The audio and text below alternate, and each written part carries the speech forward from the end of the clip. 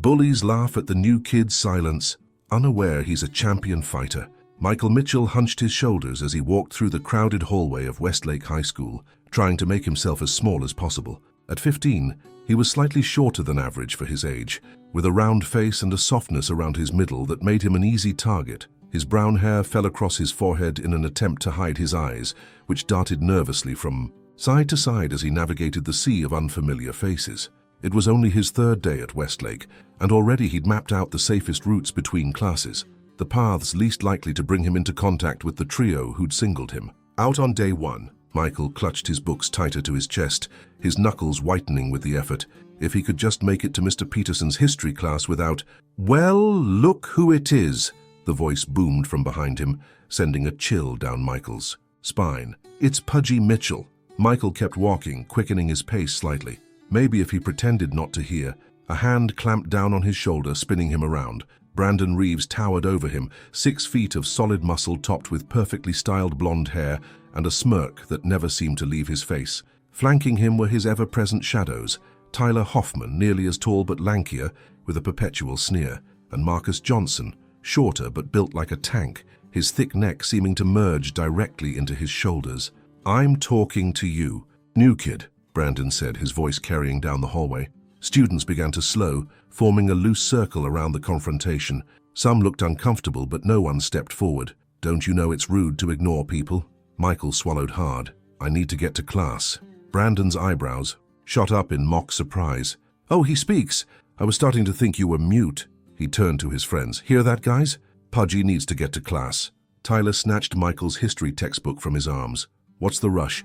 Learning about dead people won't make you any less of a loser." Michael's heart hammered in his chest as Tyler tossed the book to Marcus, who caught it with a laugh. "Give it back," Michael said quietly, his voice barely audible. "What was that?" Marcus cupped his hand around his ear. "Couldn't quite hear you. Maybe if you weren't so busy stuffing your face, you'd have enough breath to speak up." The laughter that rippled through the gathering crowd felt like needles on Michael's skin. He stood perfectly still, his face burning with humiliation. He could end this in seconds, could put all 3 of them on the ground before they even knew what hit them. The knowledge sat heavy in his chest, right alongside the promise he'd made to his grandfather. "Never use what I've taught you unless you have no other choice, Michael. Your skills are for protection, not intimidation." Grandfather Chen had been clear about that from the very first day 8 years ago when he'd begun teaching Michael the ancient art of Wing Chun Kung Fu. What had started as a way to bond with his Chinese grandfather had evolved into serious training, with Michael spending every summer and most weekends at his grandparents' home, mastering the lightning-fast strikes and sophisticated footwork. That made Wing Chun so effective. Michael had earned his mastery just 2 months ago, becoming one of the youngest ever to achieve such a level in his grandfather's lineage. His mother had been so proud, right before she'd announced they were moving cross-country for her new job, away from his grandparents, away from his training hall, away from everything familiar. I said, "Give it back, please." Michael kept his voice level this time a little louder. Brandon stepped closer, invading Michael's personal space. "Or what? What exactly do you think you're going to do about it, Pudgy?" "Nothing," Michael said, dropping his gaze. "Just give me my book." Brandon laughed, signaling to Marcus, who tossed the textbook back. Michael reached for it, but Brandon intercepted, letting it fall to the floor with a loud slap. Pages bent, underneath its weight. "Oops," Brandon said, not bothering to hide his grin. "Better pick that up before the bell rings. Wouldn't want to be late." Michael knelt to retrieve his book, and as he did, he felt a sharp shove between his shoulder blades. He pitched forward, catching himself with his hands just before his face hit the tiles. More laughter erupted around him. "Look at him. Can't even keep his balance," Tyler snickered. "Too top-heavy." Michael slowly got to his feet, gathered his book, and continued down the hall without looking back. His hands trembled slightly, but not from fear, from the effort it took to contain himself. He'd faced opponents twice Brandon's size in competitions. He knew 16 different ways to take someone down from this position, but he also knew what his grandfather would say. "Patience, Michael. True strength is knowing when not to fight." So he walked away, even as their taunts followed him down the hallway. The bell rang just as he slipped into Mr. Peterson's classroom, the sound a temporary reprieve from the humiliation burning in his chest. "Michael, right? Mind if I sit here?" Michael looked up from his lunch tray to see a girl with curly black hair and bright green eyes gesturing to the empty seat across from him. He nodded silently, surprised anyone would choose to join him in the far corner of the cafeteria. "I'm Zoe," she said, sliding into the seat. "You're in my English class, Mrs. Harmons?" "Yeah," Michael replied, poking at what the cafeteria claimed was meatloaf, third period. "I saw what happened this morning." Zoe's voice dropped lower. "Brandon and his goons are the worst. They've been running this school since freshman year." Michael shrugged, uncomfortable with the topic. "It's fine." "It's not fine," Zoe insisted. "They're jerks, and someone should—" Her words cut off abruptly as a shadow fell across their table. Michael didn't need to look up to know who it was. The sudden silence that spread across their corner of the cafeteria told him everything. "Making friends with the charity case, Zoe." Brandon's voice dripped with mock sincerity. "How noble of you." Zoe rolled her eyes. "Get lost, Brandon." Brandon ignored her, focusing instead on Michael's tray. "Eating the mystery meat, new kid. Brave choice. Though I guess you'll eat anything, huh?" He poked Michael's shoulder. "That's how you got so soft." Michael continued eating, not responding. Something, in his silence, seemed to irritate Brandon more than any comeback might have. He grabbed Michael's milk carton and squeezed it, sending a stream of white liquid across Michael's tray and onto his shirt. "Oops," Brandon said for the second time that day. "Looks like you had a little accident." Tyler and Marcus laughed on, cue from behind him. Other students at nearby tables either joined in or looked away, pretending not to notice. Michael closed his eyes briefly, centering himself the way his grandfather had taught him. When he opened them, his face was calm, despite the milk soaking into his shirt. "Oh, look," Marcus called out. "I think he's gonna cry." "Leave him alone," Zoe snapped, standing up suddenly. Brandon turned his attention to her. "Got yourself a bodyguard, Pudgy." "A girl bodyguard?" His laughter was echoed by several students at surrounding tables. "At least, he doesn't need two shadows following him everywhere just to feel important," Zoe shot back. Brandon's face darkened. "Watch it, Zoe. Being pretty doesn't give you a free pass. And being a jerk doesn't make you interesting," she replied, gathering her things. "Come on, Michael, let's eat outside." Michael stood grabbing his now-soaked tray, careful not to make eye contact with Brandon. As he turned to follow Zoe, he felt a foot hook around his ankle, and suddenly he was falling, his tray flying forward. Food splattered across the floor, and Michael landed hard on his hands and knees. The cafeteria erupted with laughter. "Man, you really are clumsy," Brandon said loudly, high-fiving Tyler. "Maybe you should try out for the gymnastics team. Give everybody a good laugh." Michael pushed himself to his feet, his hands stinging from the impact. The familiar heat of embarrassment flooded his face as he looked at the mess on the floor. A cafeteria worker appeared with a mop, shaking her head in disapproval. "Sorry," Michael muttered, though it wasn't his fault. "Just go," the worker said with a sigh.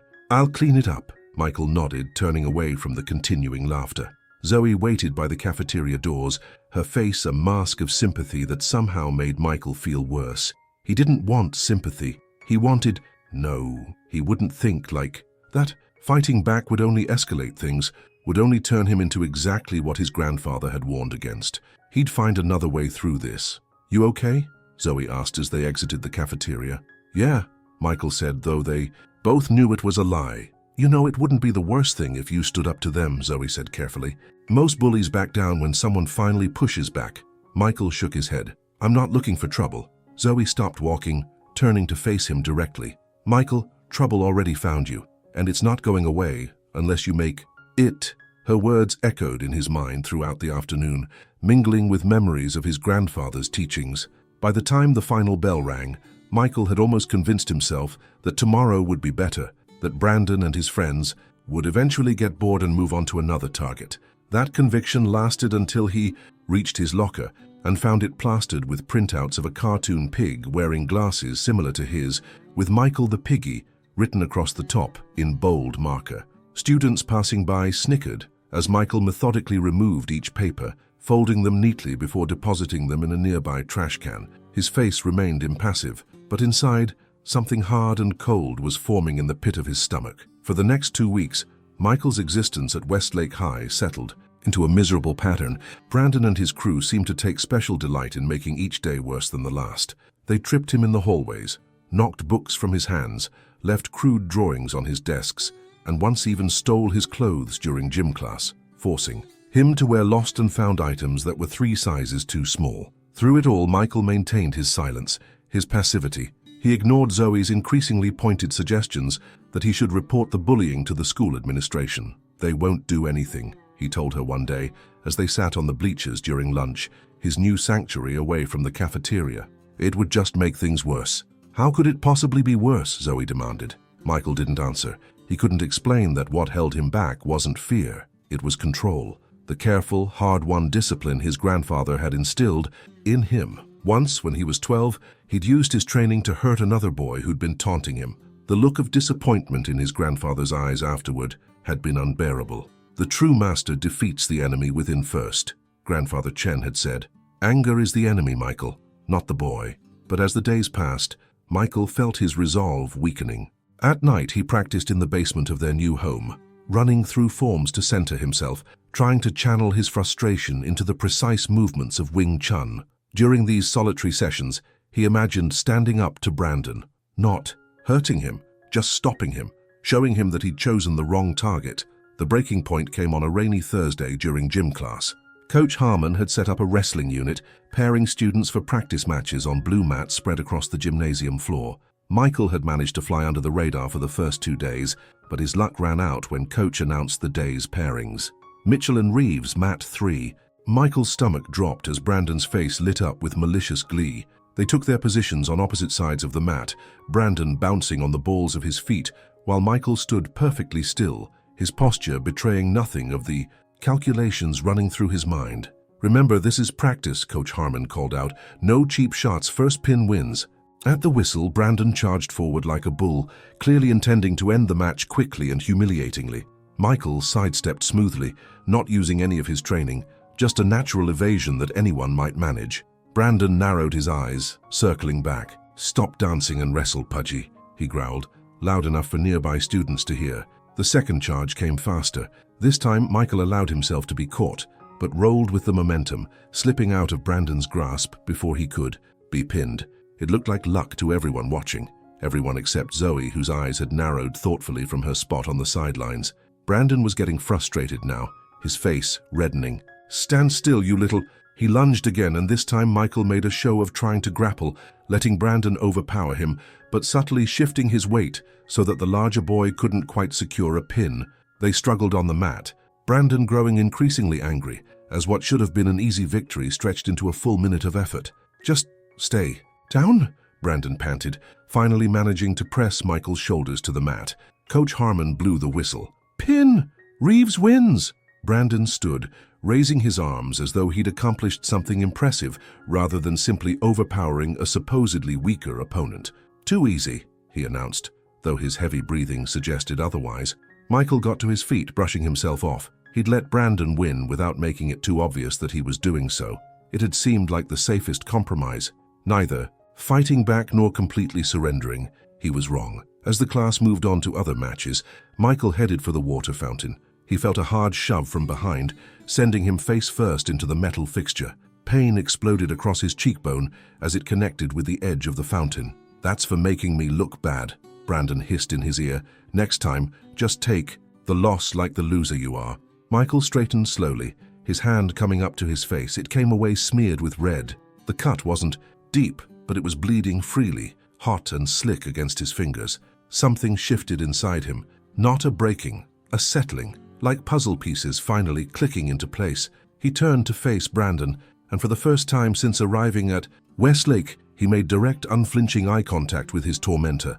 Brandon took an involuntary step back, momentarily startled by the change in Michael's demeanor. "You know what, Brandon?" Michael said, his voice soft but perfectly steady. "I think you're right. Next time will be different." Before Brandon could respond, Coach Harmon spotted the blood and hurried over, sending Michael to the nurse and giving Brandon detention for the unauthorized contact after the whistle. But it was the look in Michael's eyes, not the punishment, that left Brandon unsettled for the rest of the day. "What happened to your face?" Zoe asked when she saw him in English class after lunch, a small bandage adorning his cheekbone. "Brandon," Michael said simply. "After gym." Zoe's eyes flashed with anger. "That's it, you have to report him now, that's assault." Michael shook his head, a small smile playing at the corners of his mouth. "No, I'm going to handle it my way." "What does that mean?" "It means I'm done letting him think I'm an easy target." Something in his tone made Zoe study him more closely. "There's more to you than you let on, isn't there, Michael Mitchell?" Michael just smiled and turned his attention to the front of the class as Mrs. Harmon began the day's lesson. For the first time since arriving at Westlake, he felt a sense of calm purpose. That night, instead of his usual practice, Michael sat cross-legged on his basement floor, meditating as his grandfather had taught him. He wasn't planning revenge. He was preparing to stand his ground. There was a difference, one his grandfather would understand. True strength is knowing when to fight, not just when not to. The next day, Michael arrived at school with a different energy about him. He walked with his head up, shoulders back, his footsteps deliberate and grounded. A few students who had become accustomed to his hunched, hurried movements did double takes as he passed. Zoe caught up with him at his locker. "You look different today," she observed. "I feel different," Michael replied, organizing his books with calm efficiency. "Good different? Clear," he said after considering for a moment. "I feel clear." Before she could ask what he meant, the familiar sound of Brandon's voice carried down the hallway, accompanied by Tyler's distinctive laugh. Michael didn't flinch or try to hurry away. Instead, he finished what he was doing, closed his locker, and turned to face the approaching trio. Brandon spotted the bandage on Michael's face and grinned. "How's the face, Pudgy? Improved it for you, didn't I?" Michael met his gaze steadily. "My name is Michael." Brandon blinked, momentarily thrown by the direct response. He recovered quickly, stepping closer. "Oh, I'm sorry, Michael," he said, loading the name with sarcasm. "Did I hurt your feelings along with your face?" Students were slowing down, forming the now familiar circle of spectators. Michael was aware of them, but remained focused entirely on Brandon. "No," Michael said, calmly. "But this stops now." A beat of silence followed his words, broken by Tyler's incredulous laugh. "Did you hear that, Brandon? Pudgy says it stops now." Brandon's face split into a mocking grin. "Does he? And who's going to make that happen? You?" He poked Michael hard in the chest. "You can't even defend yourself in gym class." "I chose not to," Michael corrected him, his voice level. "There's a difference." Something in his tone made Brandon hesitate, but only for a second. He was too invested, had too much of an audience to back down now. "Big talk from someone who's been taking my crap for weeks. If you could do something about it, you would have by now." Michael shook his head slightly. "I was hoping I wouldn't have to. I was hoping you'd get bored, or maybe even realize how pointless this all is." He gestured around at the gathered students. "Does this really make you feel better about yourself? Hurting someone who hasn't done anything to you?" Brandon's face flushed. Being called out so directly, so calmly, was not part of the script. "Shut up," he growled. "You don't know anything about me." "I know enough," Michael replied, "and I know that this," he touched the bandage on his face, "was the last time. You won't touch me again." A ripple went through the crowd. No one had ever spoken to Brandon like this, certainly not someone he'd been bullying for weeks. The shift in dynamic was palpable. Brandon felt it too, and it made him dangerous. His eyes hardened as he stepped even closer, using his height advantage to loom over Michael. "That sounds like a challenge. Pudgy." "It's not a challenge," Michael said quietly. "It's a fact." The bell rang, but no one moved. The tension in the hallway was too thick, the confrontation too compelling to abandon. Brandon made his decision. He reached out to shove Michael against the lockers, his standard opening move, the one that had worked dozens of times before with other targets. Except this time, his hands never made contact. In a movement so fluid, it seemed almost casual. Michael sidestepped and deflected Brandon's arms, redirecting the larger boy's momentum so that he stumbled slightly. It wasn't dramatic. Michael hadn't struck back or thrown Brandon to the ground, but it was effective, and it was clearly intentional. Brandon stared at him, genuine surprise replacing his usual sneer. "What the? I told you," Michael said, still calm. "You won't touch me again." Brandon's surprise quickly morphed back into anger. He lunged forward more aggressively this time, aiming a punch at Michael's face. Again, Michael moved with practiced economy, slipping just outside the path of Brandon's fist and using his forearm to divert the punch harmlessly past his shoulder. The crowd gasped.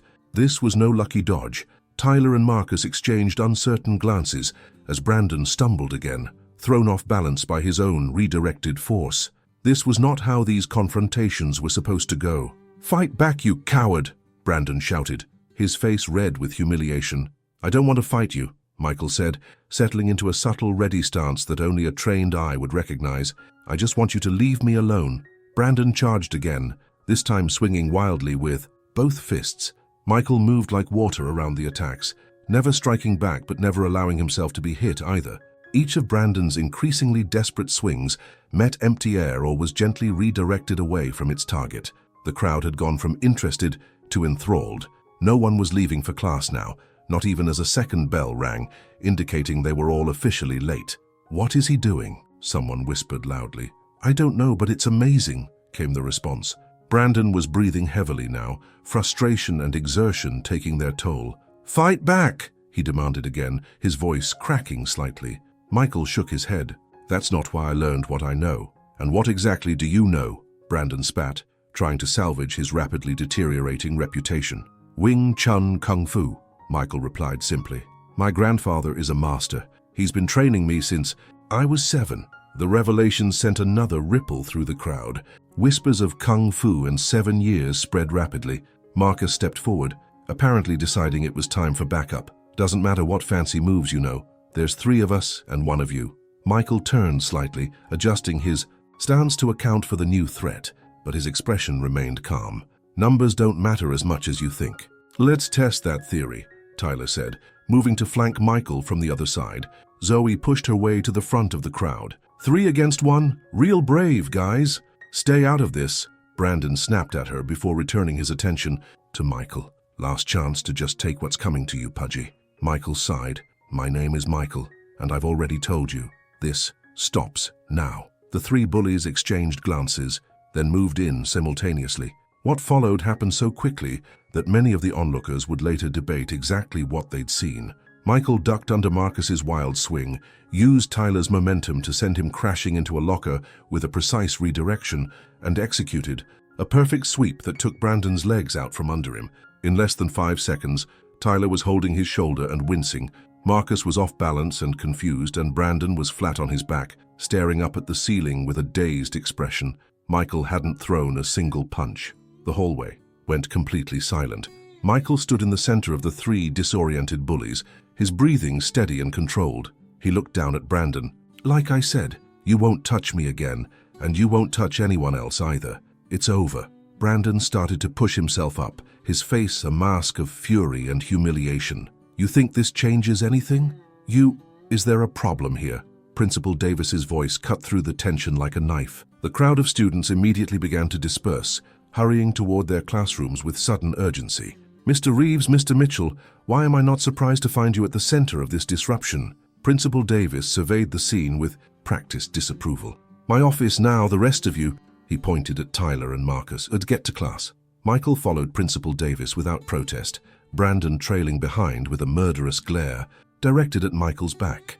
As they passed Zoe, she gave Michael a small approving nod. "That was awesome," she whispered. It wasn't. Not really. Michael hadn't wanted it to come to this, but he'd made his point, and he'd done it without causing any real harm. His grandfather would understand. In Principal Davis's office, Michael told the truth. He explained the weeks of bullying, the incident at the water fountain, and his decision to stand up for himself without actually hurting Brandon. "I just redirected his energy," Michael explained, "the same way my grandfather taught me. I didn't want to hurt him, I just wanted it to stop." Principal Davis listened with surprising attentiveness, occasionally glancing at Brandon, who sat slumped in the adjacent chair, his earlier bravado completely deflated. "Mr. Reeves, is this accurate?" Principal Davis asked when Michael had finished. Brandon stared at the floor. "Whatever, doesn't matter. I think it matters quite a bit, especially given the reports I've received about you over the past year." Principal Davis leaned back in his chair. "Mr. Mitchell seems to have shown remarkable restraint, considering what you've put him through." Brandon's head snapped up. "He embarrassed me in front of everyone, and you cut his face open with a water fountain." Principal Davis replied evenly. "Not to mention the documented incidents of harassment that several students have already come forward about this morning." He fixed Brandon with a stern look. "Actions have consequences, Mr. Reeves. You're suspended for 2 weeks, and when you return, you'll be attending mandatory counseling sessions." Brandon's mouth fell open. "That's not fair. He used his training to defend himself without causing injury." Principal Davis finished for him, which is more than most people would have done in his position. He turned to Michael. "Mr. Mitchell, while I cannot condone physical confrontations in my school, I understand why you felt it necessary to take matters into your own hands. Next time, however, I hope you'll come to me or another staff member first." Michael nodded solemnly. "Yes, sir. Good. You may return to class." Principal Davis handed him a late slip. And Mr. Mitchell, that was some impressive control you showed out there. Your grandfather taught you well. Michael felt a small surge of pride at the words. Thank you, sir. As he left the office, he could hear Brandon's continued protests behind him, but they no longer held any power. The hardest part wasn't standing up to Brandon. It was doing so while staying true to what his grandfather had taught him. True victory comes not from defeating others, but from remaining true to yourself in the face of adversity. The rest of the day passed in a blur of whispers and stares. By lunch, the story had grown to mythic proportions, with some versions claiming Michael had taken on half the football team without breaking a sweat. He ignored the exaggerations, sitting with Zoe at their usual spot on the bleachers. So, she said, picking at her salad, Kung Fu master, huh? Were you ever going to mention that? Michael shrugged. It wasn't a secret, it just never came up. Never came up? Zoe laughed incredulously. You were getting bullied every day. My grandfather always taught me that. Fighting is the last resort, Michael explained. He wouldn't have wanted me to use what he taught me just because someone was being mean. But you did use it eventually, Zoe pointed out. Michael nodded. When there was no other choice. When it wasn't just about me anymore. What do you mean? I saw Brandon picking on a freshman yesterday after school, Michael said quietly. A little guy, even smaller than me. That's when I knew it wouldn't stop with me. Even if he eventually got bored and left me alone, he'd just find someone else. He looked out across the football field. I couldn't let that happen. Zoe studied him with new respect. You're something else, Michael Mitchell. He smiled slightly. Just trying to live up to what my grandfather taught me. By the end of the day, the atmosphere at Westlake had subtly shifted. Students who had previously ignored Michael now nodded in greeting as he passed. A few even approached him to express admiration for how he'd handled the situation. Dude, where did you learn to move like that? Asked Jason Kim, a member of the school's wrestling team, as they left their last class. My grandfather's dojo, Michael replied. He teaches a small group back in San Francisco. Think you could show me some moves sometime? Jason asked eagerly. Michael hesitated. It's not really about the moves, it's about the philosophy behind them. Even better, Jason said. We could start a club or something. Self-defense with philosophy. Bet a lot of people would be interested. The idea hadn't occurred to Michael, but as he considered it, he realized it might be a way to honor his grandfather's teachings, to pass on not just the physical techniques, but the wisdom behind them. I'll think about it, he promised. As he walked home that afternoon, Michael felt lighter than he had in weeks. Not because he'd defeated Brandon, that wasn't really a victory, but because he'd finally found a way to be himself at Westlake. Not the quiet, hunched figure trying to avoid attention, nor a bully who used his skills to intimidate others, but someone balanced between strength and compassion. He climbed the steps to his front porch and paused, looking back at the neighborhood. That had felt so alien just weeks ago. Maybe it could become home after all. Maybe he could build something here. Michael smiled to himself as he pulled out his phone and dialed his grandfather's number. He had a lot to tell him about standing his ground, about possibly starting a club to share what he'd learned, about finding a balance between patience and action. As the phone rang, Michael felt a sense of peace settle over him. There would be challenges ahead. Brandon would eventually return to school, and not everyone would approve of how Michael had handled the situation. But for the first time since arriving at Westlake, Michael wasn't dreading tomorrow. He was looking forward to it. Way, grandfather, he said when the familiar voice answered. I have a story for you.